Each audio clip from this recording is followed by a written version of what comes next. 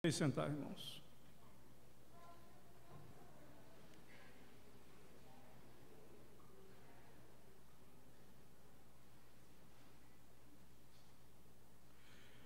Eu peço aos irmãos que abram suas Bíblias na primeira carta de Pedro, capítulo 2. Eu vou ler com os irmãos apenas os versos 9 e 10. Esse é um texto que fundamentalmente fala sobre a Igreja de Cristo, a natureza da Igreja de Jesus Cristo, e também, de forma ampla, da sua missão. Como diz o texto: mas vós, irmãos, sois a geração eleita, sois o sacerdócio real, sois a nação santa, sois o povo adquirido por Deus, para que anuncieis a grandeza daquele que vos chamou das trevas para a sua maravilhosa luz. Vós que outrora nem erais povo de Deus, mas agora sois povo de Deus.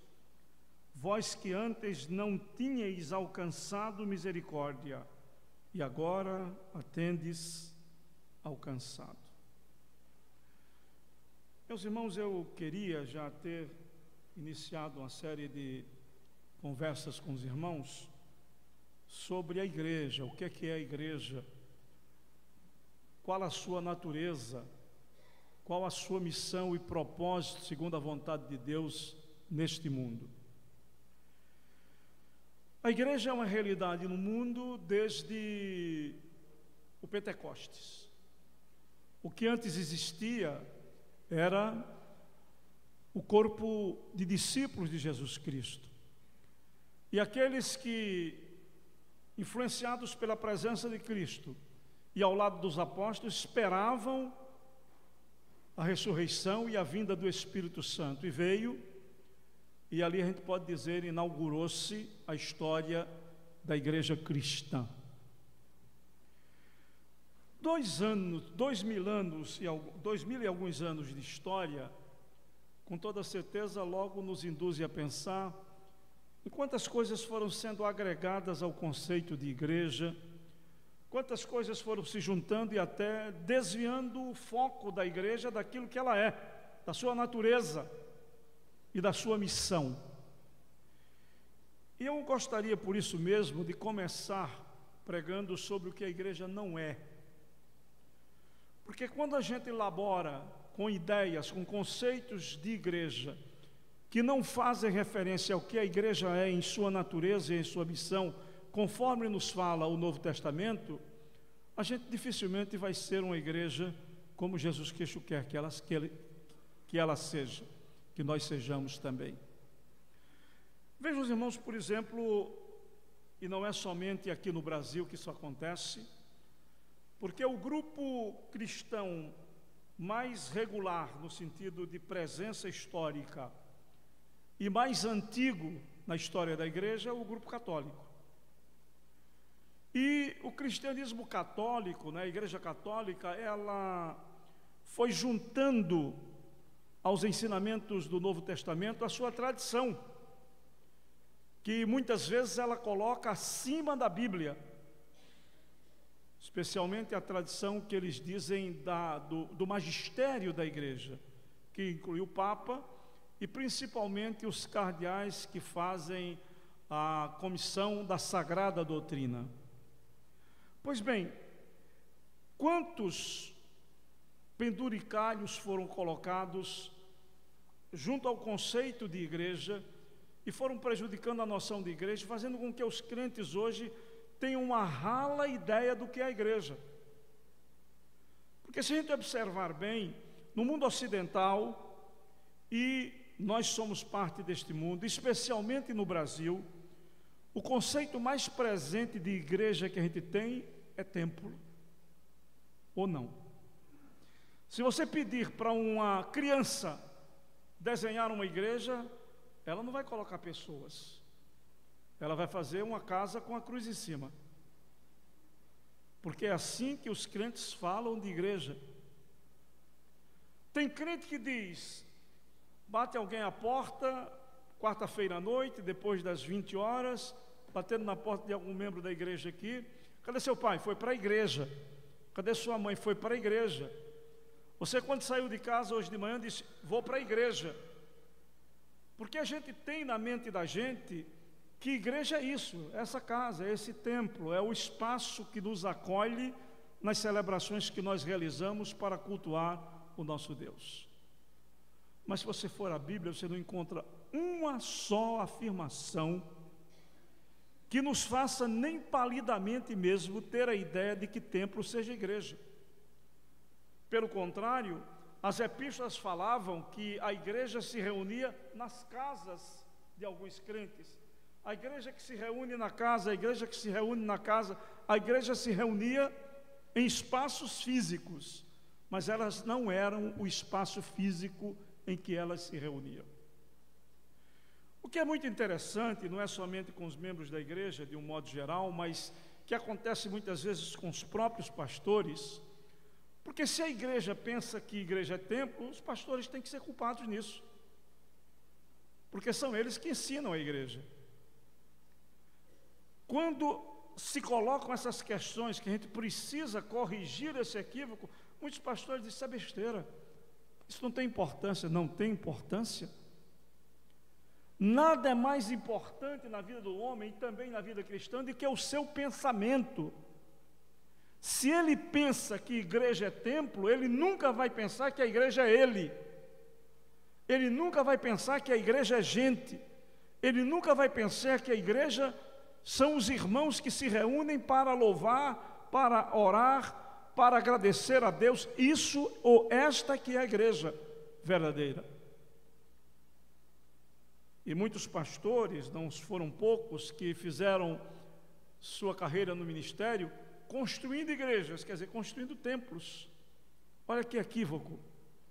E às vezes eu me lembro de um pastor que estava construindo um belíssimo templo como não havia no Brasil até então. E ele se enchia de orgulho e dizia, onde pudesse estar, eu estou construindo o mais belo, portentoso e luxuoso templo do Brasil. E enquanto ele construía o templo, ele destruiu a sua igreja.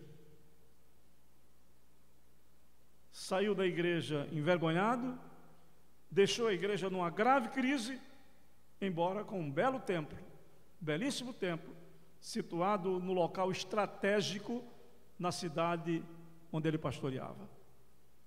Igreja não é casa, meus irmãos. A gente não conserta a igreja mudando telha.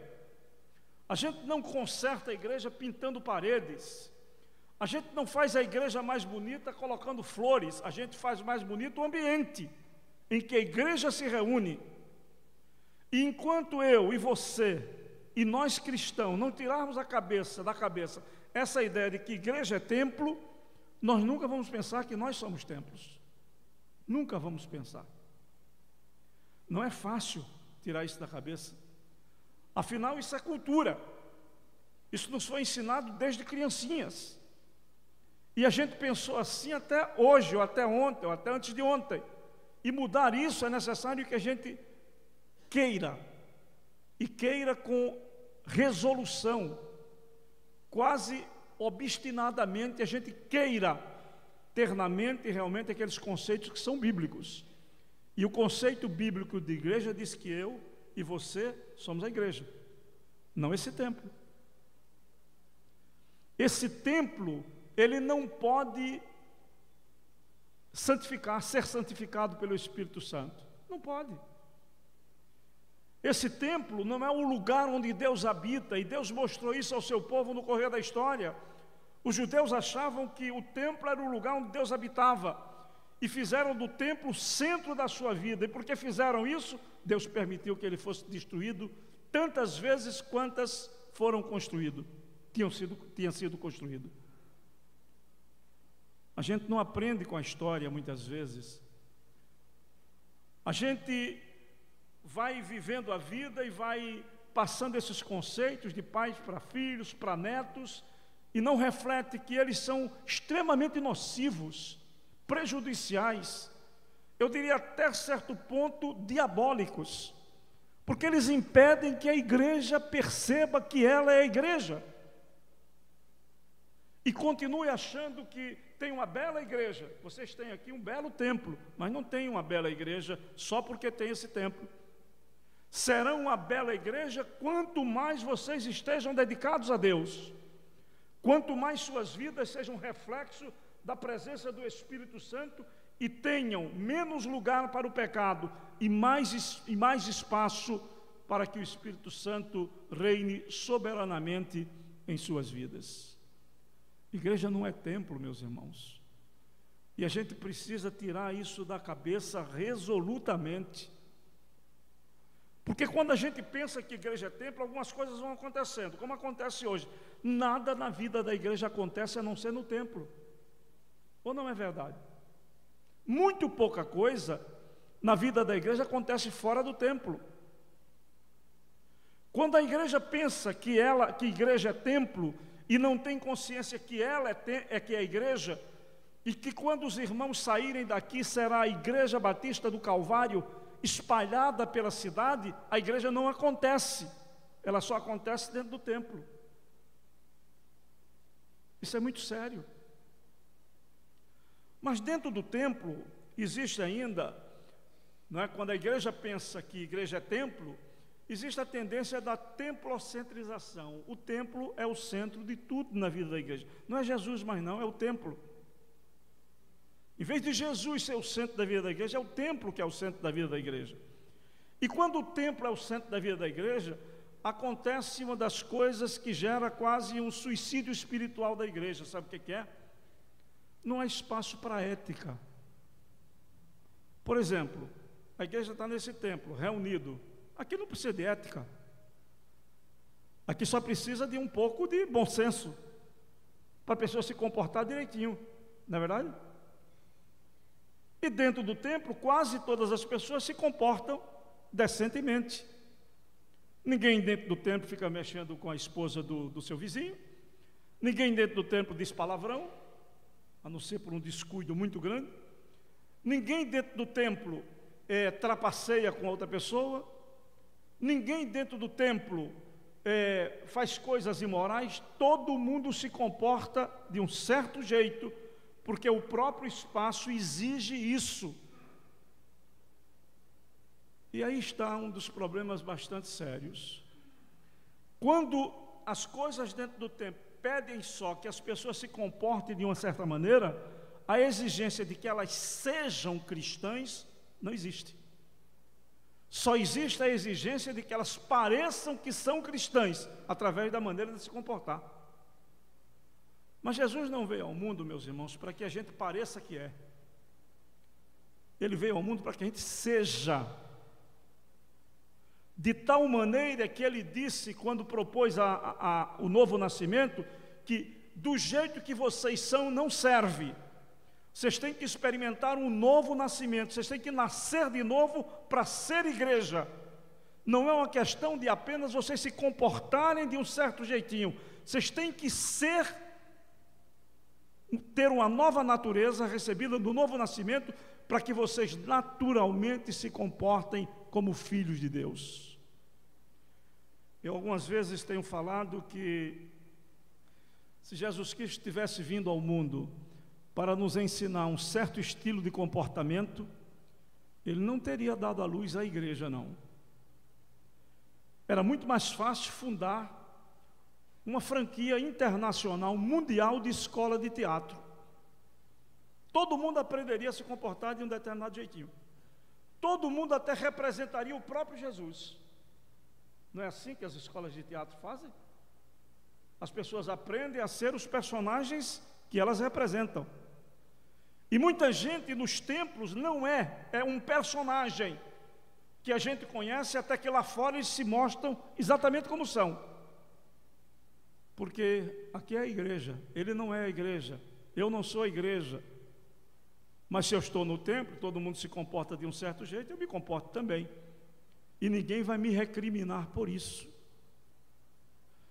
Irmãos, a igreja é um mistério da graça de Deus. E ela começa E não teria começo se não acontecesse isso no novo nascimento. É somente quando alguém nasce de novo em Jesus Cristo que passa a ser igreja. Já não é mais um filho do mundo, é um filho de Deus, como nos fala João. Pois todos quantos creram e receberam Jesus como Salvador, são feitos filhos de Deus pela vontade do próprio Pai. No mistério da graça de Deus, algo acontece na vida da gente que muda o nosso ser, muda a nossa natureza. Eu estou sendo perturbado por algumas pessoas que estão conversando demais. Exatamente. Então a gente precisa, na realidade, entender isso.